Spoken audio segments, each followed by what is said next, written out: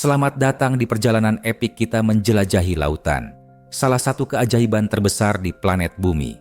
Lautan menutupi lebih dari 70% permukaan planet kita, menyimpan misteri, keindahan, dan kehidupan yang luar biasa.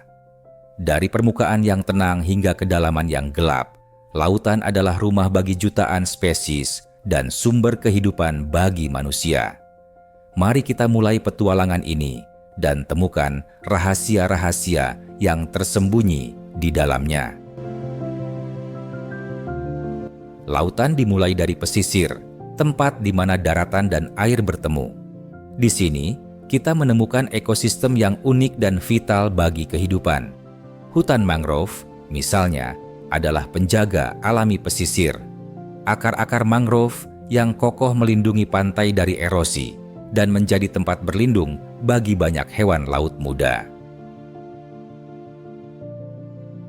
Selain mangrove, ada juga padang lamun yang menjadi tempat mencari makan bagi penyu dan dugong.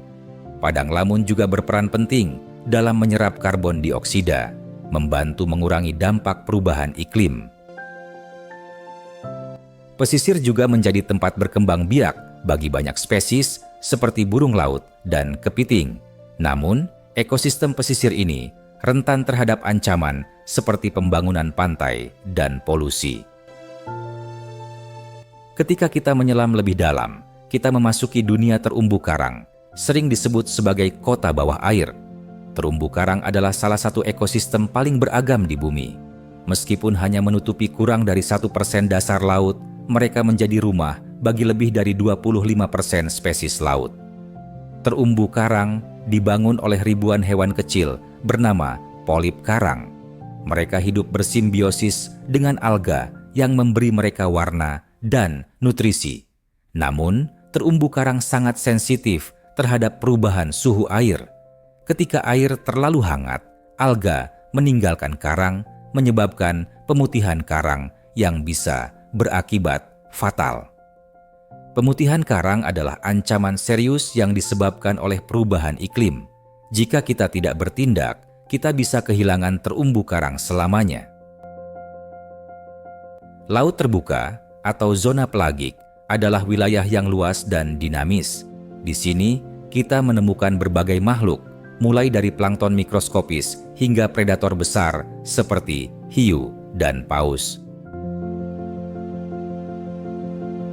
Plankton adalah dasar dari rantai makanan laut. Mereka menjadi makanan bagi ikan kecil yang kemudian dimakan oleh predator yang lebih besar. Laut terbuka juga menjadi jalur migrasi bagi banyak spesies, seperti paus bungkuk yang melakukan perjalanan ribuan kilometer setiap tahun. Ketika kita menyelam lebih dalam, kita memasuki zona mesopelagik, batipelagik, dan abisal. Di sini, cahaya matahari tidak bisa menembus, dan tekanan air bisa mencapai ratusan kali lebih besar daripada di permukaan. Makhluk-makhluk laut dalam telah berevolusi dengan cara yang luar biasa. Beberapa, seperti ikan lentera, menggunakan bioluminesensi untuk menarik mangsa atau pasangan. Yang lain, seperti cumi-cumi raksasa, memiliki mata besar untuk menangkap sedikit cahaya yang tersedia. Di dasar laut, kita juga menemukan ventilasi hidrotermal yang mengeluarkan air panas dan mineral. Ventilasi ini menjadi rumah bagi bakteri yang bisa hidup tanpa sinar matahari, membentuk dasar ekosistem yang unik. Lautan adalah pengatur iklim bumi. Arus laut, seperti Gulf Stream, membawa air hangat dari khatulistiwa ke kutub dan sebaliknya. Proses ini membantu mendistribusikan panas dan menjaga keseimbangan iklim global.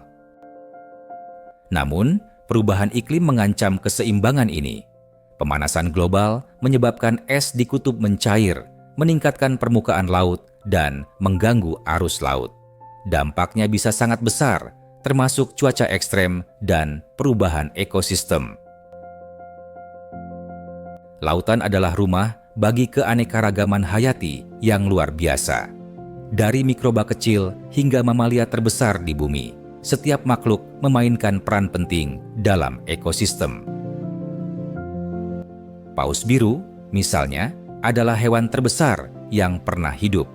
Mereka bisa tumbuh hingga 30 meter panjangnya dan memakan krill dalam jumlah besar. Lumba-lumba di sisi lain dikenal karena kecerdasan dan perilaku sosial mereka. Sayangnya, lautan kita sedang menghadapi ancaman serius. Polusi plastik adalah masalah besar. Setiap tahun, jutaan ton plastik berakhir di laut, membahayakan kehidupan laut dan bahkan masuk ke dalam rantai makanan kita. Perubahan iklim juga menyebabkan pemanasan air laut dan pengasaman yang mengancam terumbu karang dan spesies lainnya. Penangkapan ikan berlebihan merusak populasi ikan dan mengganggu keseimbangan ekosistem. Tapi masih ada harapan. Di seluruh dunia, banyak orang dan organisasi bekerja keras untuk melindungi lautan kita. Kawasan lindung laut, praktik perikanan berkelanjutan, dan upaya pembersihan pantai adalah beberapa cara kita bisa membantu.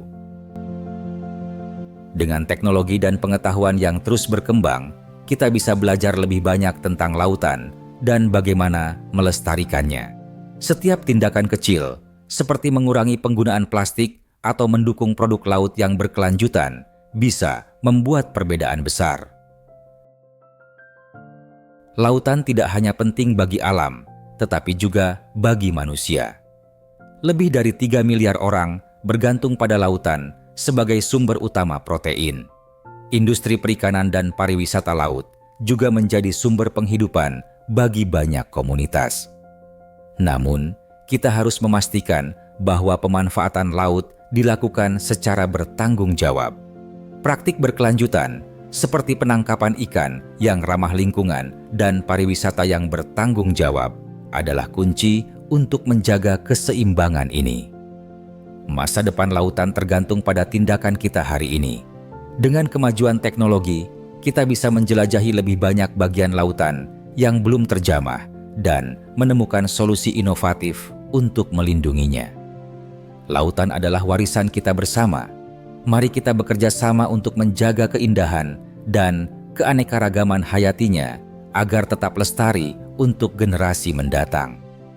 Lautan adalah harta karun yang tak ternilai. Ia memberi kita kehidupan, menginspirasi kita dengan keindahannya, dan mengingatkan kita betapa kecilnya kita di alam semesta ini. Tapi ia juga rapuh. Mari kita bersama-sama menjaga dan melindungi lautan untuk masa depan yang lebih baik. Terima kasih telah bergabung dalam perjalanan ini. Sampai jumpa di petualangan berikutnya.